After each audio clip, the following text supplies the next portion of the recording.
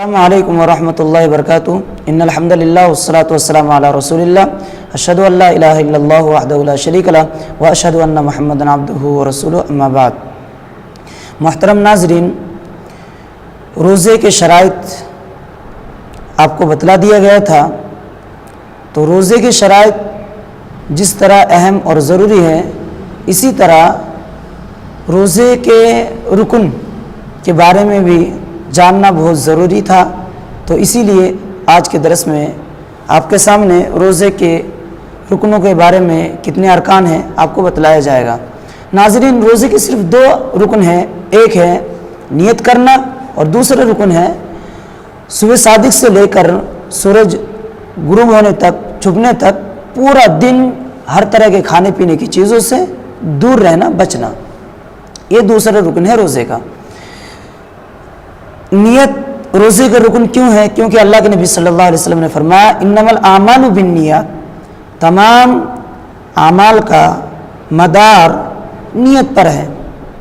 نیت پر عمل کا فیصلہ ہوتا ہے کہ یہ عمل ثواب کا مستحق ہے یا ثواب کا مستحق نہیں ہے، یہ جنت کا مستحق ہے یہ عمل، یا یہ عمل جہنم میں لے جانے کا ذریعہ ہے۔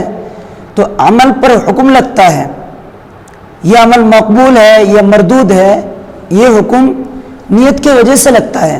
تو اسی لیے آدمی کو ہر عمل کرنے سے پہلے نیت کرنا چاہیے۔ نیت، صحیح نیت کر کے عمل کرنا شروع کریں۔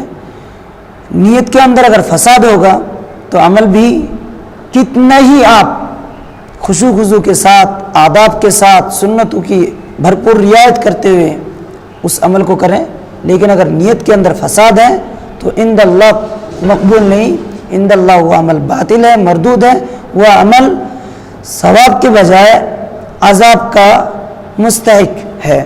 تو اسی لیے ہمیں ہر عمل کرنے سے پہلے اپنی نیت کو دیکھنا چاہیے کہ میں صرف یہ عمل اللہ کی رضا کے لیے کر رہا ہوں یا کوئی اور بھی منشا ہے۔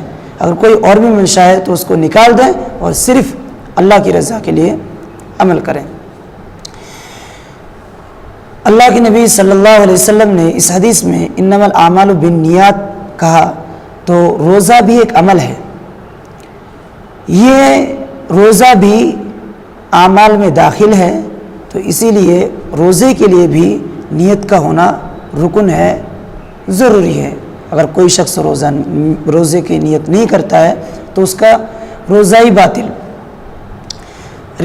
نیت کیسے کرنا ہے، کب کرنا ہے، اس کے بارے میں مستقل ایک ویڈیو ہے، ڈسکرپشن میں اس کا لنک دے دیا جائے گا، آپ وہاں سے دیکھ سکتے ہیں۔ دوسرا رکن اللہ تعالیٰ نے فَالْآنَ بَاشِرُوهُنَّ وَابْتَغُوا مَا كَتَبَ اللَّهُ لَكُمْ وَكُلُوا وَاشْرَبُوا حَتَّى يَتَبَيَّنَ لَكُمُ الْخَيْطُ الْأَبْيَضُ مِنَ الْخَيْطِ الْأَسْوَدِ مِنَ الْفَجْرِ ثُمَّ أَتِمُّوا الصِّيَامَ إِلَى اللَّيْلِ، اس میں بتلا دیا پوری رات کھانے پینے کی رخصت دے دی اللہ نے، اور صبح صادق سے لے کر غروب آفتاب تک، سورج چھپنے تک ہمیں کھانے پینے سے بچنا ہے، وہ بھی بتلا دیا۔ ثم اتم الصیام الی اللیل، جب فجر طلوع ہو جائے اس وقت سے لے کر رات تک روزے کو مکمل کرو، پورا کرو، یعنی کھانے پینے سے دور رہو، بچے رہو۔ تو اس میں آدمی کو ہر طرح کی وہ چیزیں جو کھانے پینے پر مشتمل ہو یا پھر کھانے پینے کے مترادف ہوں، جیسے طاقت کے لیے انجیکشن وغیرہ بھی آ رہا ہے، تو ان تمام چیزوں سے بھی آدمی بچیں، دور رہیں۔ یہ دو اہم رکن ہیں روزے کے۔ اللہ تعالی ہمیں قرآن اور سنت سمجھ کر ان کے مطابق زندگی گزارنے کے توفیق عطا فرمائے۔ السلام علیکم۔